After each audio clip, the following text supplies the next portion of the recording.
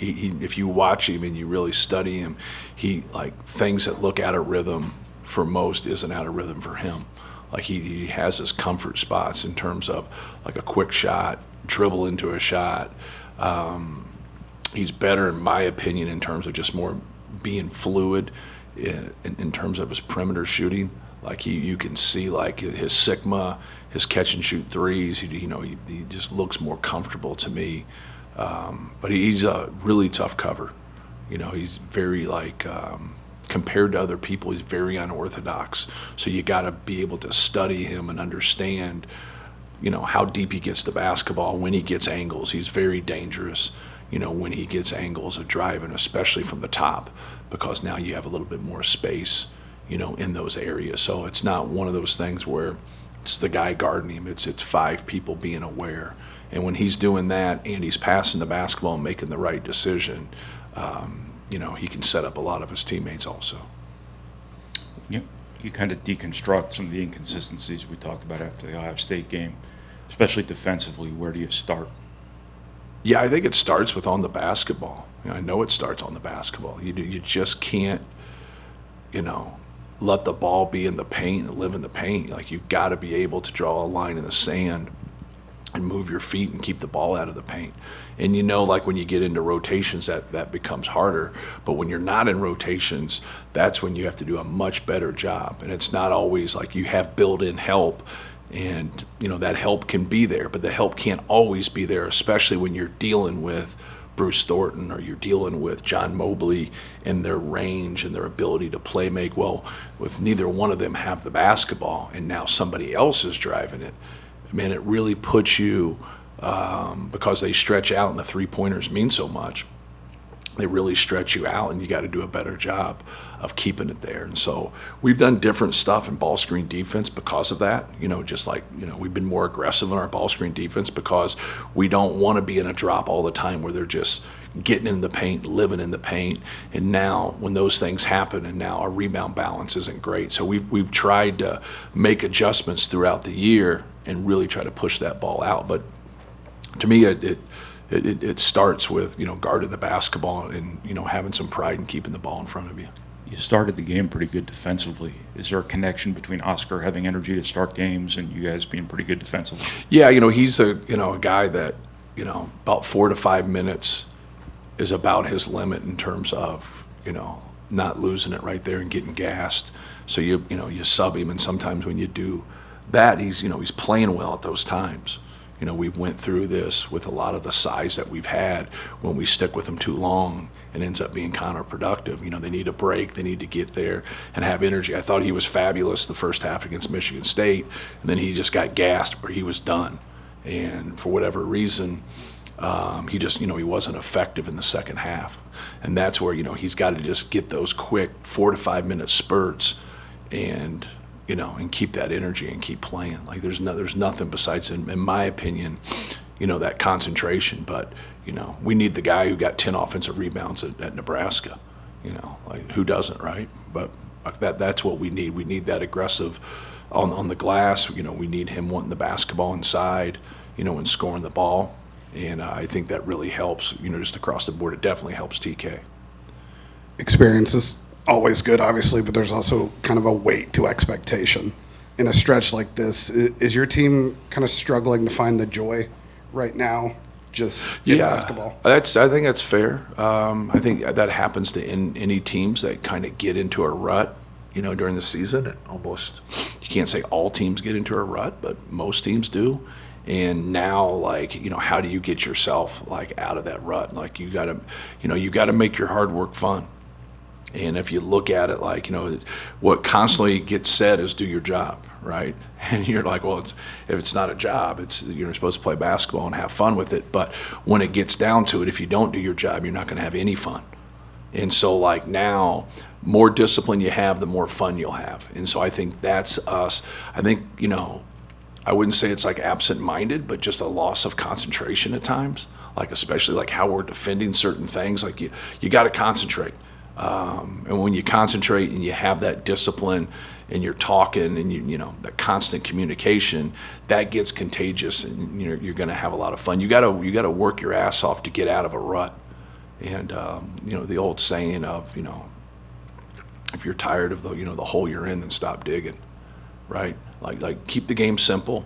And I think that's something from the coaching staff, because we're constantly trying to look at how we handle the post, how we handle ball screen defense, and make adjustments for our personnel to go against their personnel. I think that's the one thing. Like, we have a lot of change there because we have a lot of different styles in our league, and we got to do what's best for us. But at the end of the day, the devil's in the details. You got to carry out the small things there to make things work, because that's what makes things work. As NIL and rev share, I guess, but mostly NIL has given guys more exposure and allowed them to do things. It also opens them up to more criticism, opens them Right. up to those things. How is that maybe affecting your team right now? And I guess maybe especially in the case of Braden, do you see that being something that's affecting you? I don't. I think what's been constant through the years is the great players get the most shit. Like, go right down the top 10 players in the NBA and then go look at the criticism that they get. It comes with the territory. And, take it as an honor. He's a really, really good player, and he's preseason National Player of the Year. He's Big Ten Player of the Year. He's consensus first-team All-American. He's had an unbelievable career. But with things and how things go, whether it's fair or not, because a lot of it's not fair, you just can't get caught up into that. Because once again, you're answering to people. Successful people don't beat up successful people, right? Like, you just gave some power to people that don't really exist in our world. The people that exist in our world during games are players, coaches, and refs. That's who exists. That's it. That's it. We proved in COVID that like, hey, we can play these games, and this is the way. That's what's important. Like, who's reffing your game is important. Who you're playing against is important. The makeup of your team, but also, like, you can't allow that to steal your joy. Like, you play basketball because you have fun. Well, it gets hard. It doesn't get easier in late February and early March. It gets harder. Everyone's good. Like, you can look at Northwestern's team and look at their record and look at all that stuff. It doesn't matter. Who Northwestern is the last 6 games. And they've been a damn good team the last 6 games. So, like, that's what you got to lock into. Like, that's the focus. Like, don't worry about all that other stuff, because it doesn't matter. You're giving power to something that doesn't exist. If your shot's struggling, work on your shot. If your concentration, you're struggling with that, watch more film and see where you're shortchanging yourself. Whatever it is, it's fixable. Like, if we didn't have enough talent or we didn't have enough players, like, you'd sit here as a coach and you'd hear a lot of coaches talk, right? That's what you'd hear. But deep down, we don't have enough. Well, we have enough. We're good enough, and he's good enough. And so, like, now, like, take a step back and, decompress and, like, hey, man, like, why do I play this game? I played it to have fun. I played to compete. I played to beat the guy in front of me. Keep it right there. Simplify some things. But, he hasn't, been at his best, but we haven't been at our best. I haven't been at my best. It's part of it. Like, you win them together and you lose them together. Like, no one's pointing a finger in our program. Like, we're trying to find a solution so we can get back on a winning track and play our best basketball at the end. Because that's what they'll remember. They won't remember any of this stuff here. They will remember how we finish. And that's what we got to keep our minds on. Years ago, you banned, I believe, Twitter within the team, and I don't know how you could even monitor social media with as much as it's exploded. I thought it was a brilliant move. But No, seriously, think about it. Like, everybody, like, shamed me for it.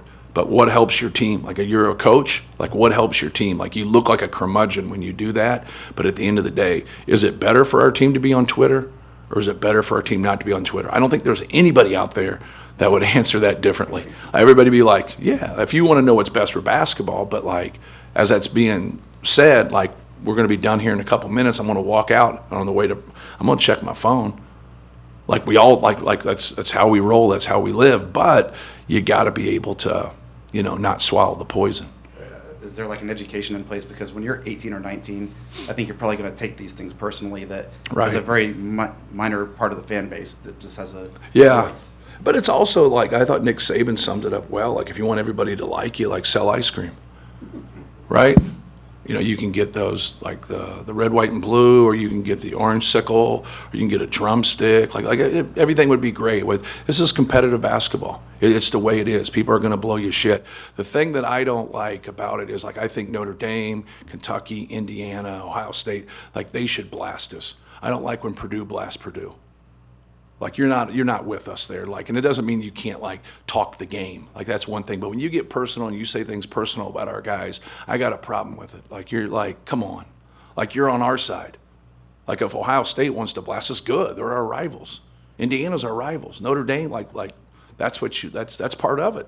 They should blast us. They don't like us. They like their team. But when people on our side are doing it too, that's what. But we're also giving attention to the people that aren't really our fans. Like our people that are with us, they bleed with us. Like we got great fans. And I try to explain that to our guys. Like those people that you see tweeting, those aren't our guys. Like when they say personal stuff and do that and read into it, you guys have had questions, and that's where it comes from. You know, I've had national guys text me this stuff. Well, they got to talk about something, right? It gives them a narrative they think is right. Well, that narrative's not right. It's Ohio State was better than Purdue, period. They played better than us. We got to be better. We got to do a better job as coaches. We got to do a better job as players. That's it.